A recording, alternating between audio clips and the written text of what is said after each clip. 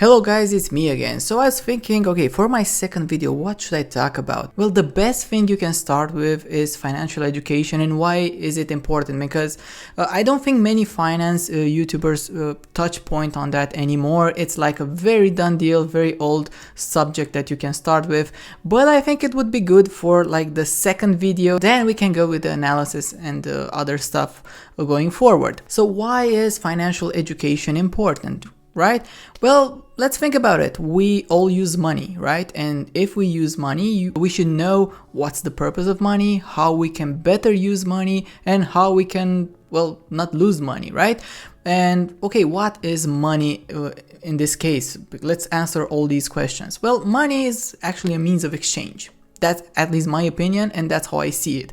Because think about it, if you have a ton of money in your bank account, you have like $10 million, right, in your bank account right now, and you want to just keep it there. You're rich, okay, you're rich, but does it give you anything?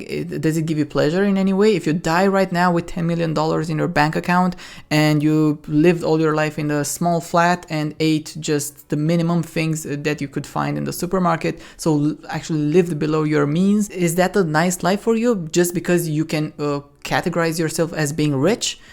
It's nothing. No, it's useless to have money sitting around. Money was never meant to be just something that you would keep. And you can see right now, because we have a high inflation environment, and now I'm going a bit in the macroeconomics, you are not actually inclined to save money, because saving money, well, it gets eaten by inflation, right? So it's not like the government is making you save money because that's the best approach. No, money is meant to be spent in a way.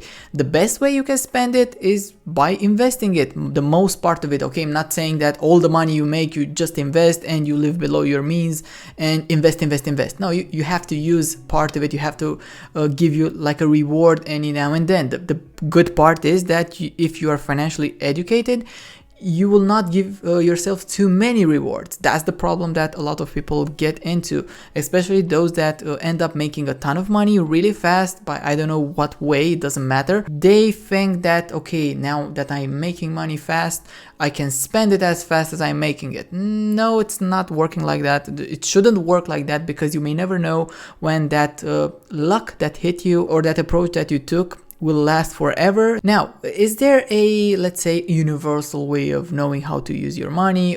Because now we're going into the budgeting area. Okay, we know we need to budget if we want to use our money correctly, because what I said earlier, it relates to budgeting. You know, you have an income. From that income, you have to divide it for your expenses and also save some money and also invest some money. But you need to do it systematically and you need to do it in a proper way. Fine. But how do you budget? I mean, is there a general rule? Yeah, a lot of people use a general rule, the 50-30-20 rule. But that 50-30-20 rule, in my opinion, it's flawed, because you can't use a general rule for everyone.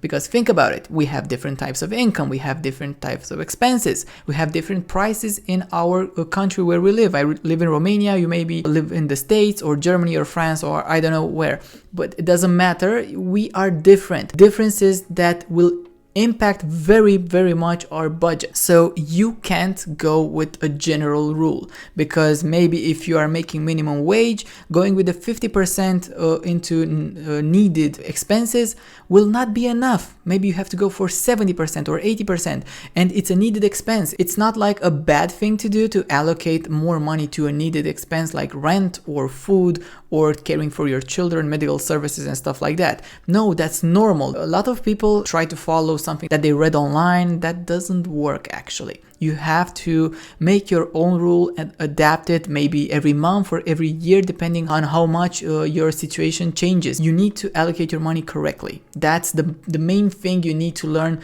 before you start investing, before you do anything. If you don't know how to allocate your money correctly, it's pointless. And now let's get to the big question. Why isn't financial education, financial literacy, or how you want to call it, taught in school? Well, it's difficult. I mean, it's not something that you can just put in a book and for 100 years from now it will stay the same, or for 50 years it will stay the same. No, our economic environment is in a continuous change, and being financially literate, it's like learning a language. So you have to put a lot of effort into it, to learn it properly, to know how to speak it properly, and then you need to update your software on that every now and then. I think when I'm saying every now and then, I'm not referring to something like every year or so. No, you have to read every day or at least every week something new, something to keep your brain working, because it's like going into a mental state where you understand how the economy around us functions, how money is moved, why money is moved that way, how the interest rate affects you. You need to take everything into account, because the economic system is a very intricate mechanism that's not just taught by reading a book and that's all. Even if you think about the great books that we have at our disposal, from like Ray Dalio, Benjamin Graham, Robert Kiyosaki, and every big thinker in the finance world, they are not entirely applicable right now because the economy has changed a lot. So you need to adapt. Okay, you can take the idea from that book, but you need to adapt it to your time. The thing is that in my years of experience, I've learned that being cool, having a cold judgment, and following your, let's say, plan that you've implemented, either from a budgeting standpoint or from an investing standpoint, will get you the best results. Don't try to copy, don't try to look at some information that you find on the internet or in books and just applying them literally from what you read or from what you hear. Try to think, try to learn, try to interpret as much as possible, try to nuance every information that you get, because only by nuancing you will get to the result you need. To do that, you will need to invest time, and it will be hard, but I know you can do it. This was me. If you liked the video, don't forget to hit that like button. Don't forget to comment if you have anything to add to what I told you. Don't forget to subscribe and hit that bell notification, because it will help me with the algorithm. And see you next time, guys. Bye bye.